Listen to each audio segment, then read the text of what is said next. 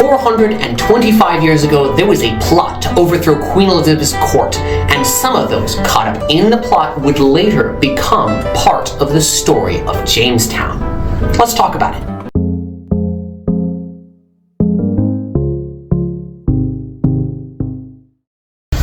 I'm Samuel, and the Essex Rebellion is the focus of our video today on some of the players. But before we talk about them, we need to give some context about what the Essex Rebellion was and why it happened. The Essex Rebellion happened in February of 1601, in the twilight of Elizabeth's rule.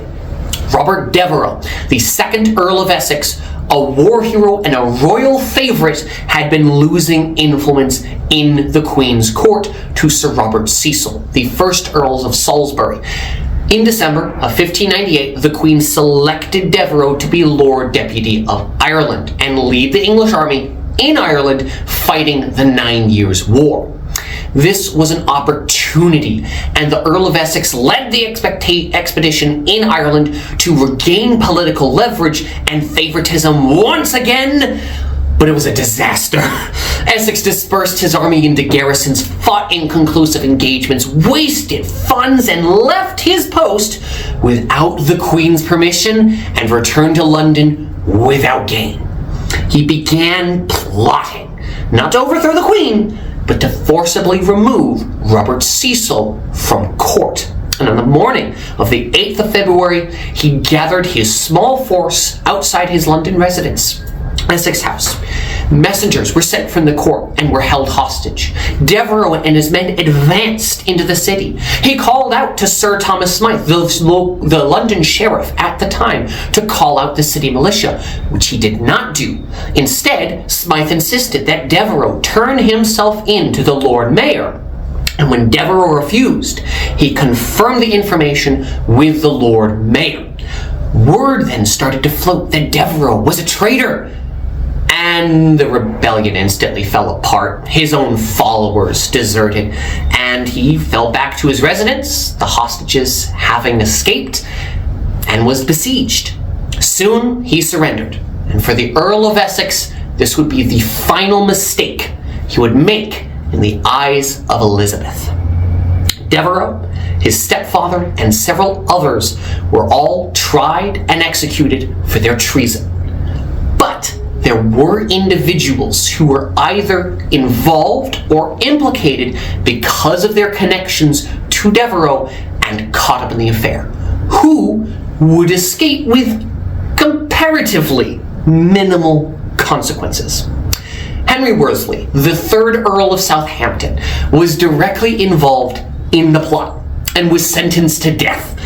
But Sir Robert Cecil pleaded with the Queen to spare him from execution, and his sentence was commuted to life in prison and his title stripped.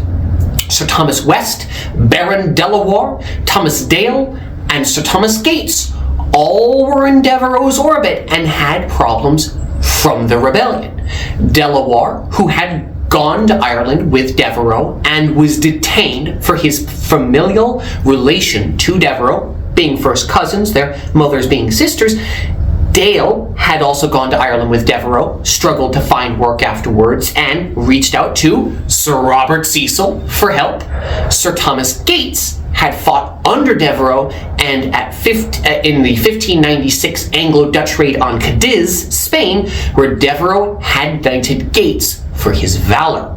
Sir Thomas Smythe, the sheriff, was investigated for his being suspected supporter, being investigated by the Privy Council, and was accused of complicitness and was removed from office and imprisoned in the Tower of London. And in 2 years after the Queen's death, what happened to all of this? What became of the imprisoned? The ones stripped of titles, or even the old supporters of Elizabeth when James ascended to the throne? It got swept under the rug, overlooked and overshadowed by the Gunpowder Plot 4 years later. Sir Thomas West, Gates, and Dale would soon find work in the Virginia Company of London and serve as colonial leaders. Dale was knighted by King James in 1606. Sir Thomas Smythe was released from prison and went on to become the treasurer of the Virginia Company and governor of the East India Company.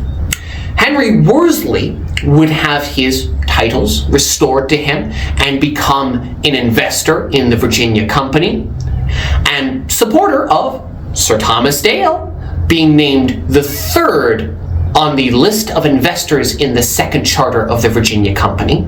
And that brings us to Sir Robert Cecil, the man who helped Dale and spared Worsley, who the whole plot was about deposing.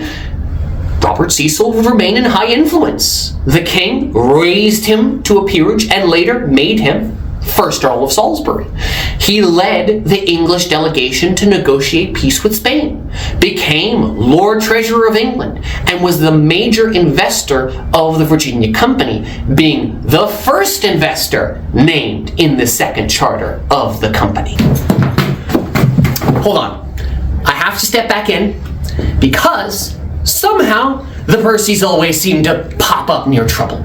Robert Devereux's sister, Dorothy, was the wife of Henry Percy, the 9th Earl of Northumberland, and sister-in-law of George Percy. And we know the Percys had their own problems with the Gunpowder Plot. This is one of those moments in history where it almost feels as if there should have been more because of it. An attempt to overthrow the Queen's court is a big deal, and yet when new royalty stepped in, it was overshadowed by other events and was quickly forgotten about. 425 years later, while not a major watershed moment, it was overshadowed by other watershed moments. It was a moment in which many players who would later be involved in the creation of the Virginia Company and Virginia itself would all share the same page. I hope you enjoyed this video. Be sure to like and subscribe, and have a good day.